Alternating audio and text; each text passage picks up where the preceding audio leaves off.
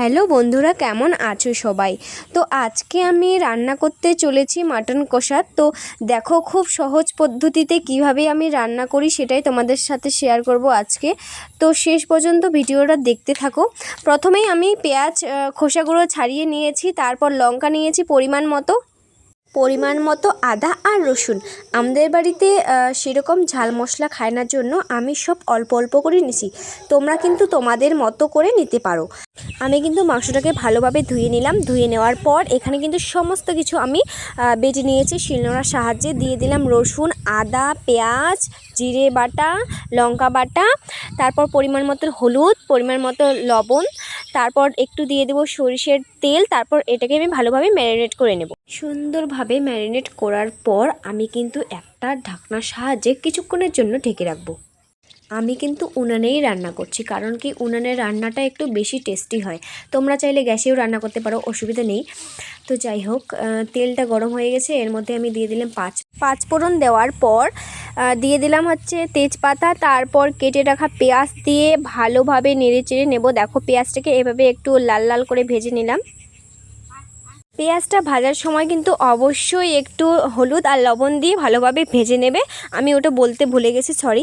তারপর পেঁয়াজটা ভেজে নেওয়ার পর মাংস ঢেকে রাখা মাংসটাকে আমি এবারে ঢেলে দেব।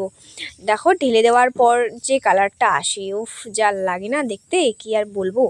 তো যাই হোক, ভালোভাবে আমি এবার নেড়ে চেড়ে নেব মাংসটা। তো বন্ধুরা, মাংসটাকে কিন্তু এভাবেই আমি ভেজে নেব। আর যতক্ষণ না পর্যন্ত পেঁয়াজগুলো গলে যায় ততক্ষণ পর্যন্ত আমি ভাজতেই থাকবো। আর কিছুক্ষণ ভাজার পর কিন্তু আমি তেলটা মাংসের যে তেলটা থাকে না, ওটা আমি নামিয়ে নেব। কারণ কি, ওটা গলে যাবে, সেজন্য আমি ওটাকে নামিয়ে নিলাম। তারপর তোমরা চাইলে শুকনো লঙ্কা গুঁড়ো দিতেই পারো। আমি কিন্তু এখানে দেই নেই, কারণ আমাদের বাড়িতে শুকনো লঙ্কা অত বেশি পছন্দ করে না কেউ। দেখো বন্ধুরা, মাংসটা কিন্তু একদমই হয়ে এসেছে। দেখবে যখনই পেঁয়াজটা গলে যায় তখনই আর কি মাংসটা হয়ে যায়। যতক্ষণ না পর্যন্ত পেঁয়াজটা গলছে না ততক্ষণ কিন্তু মাংসটা একদম ভাজা হয় নাই, সেজন্য সেটা খেয়াল রাখবে অবশ্যই।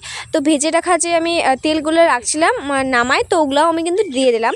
দেওয়ার পর মাংসটা তো প্রায় হয়ে এসেছে, সেজন্য আমি কিন্তু জলটাও দিয়ে দিলাম।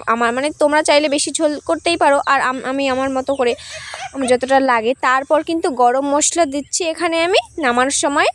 তো গরম মশলা দেওয়ার পর আমি কিন্তু এবারে নামিয়ে নিলাম। দেখো এবার কেমন হয়েছে, কালারটা দেখতে অসাধারণ। সহজ পদ্ধতিতে এবং খুব কম সময়ের মধ্যে এভাবেই খাসির মাংস রান্না করে খাও, খুবই ভালো লাগবে। আমার তো বেশ ভালো লাগছে। তোমার কেমন, তোমাদের রান্না করে কেমন লাগবে সেটা অবশ্যই জানিও কমেন্টে। টাটা।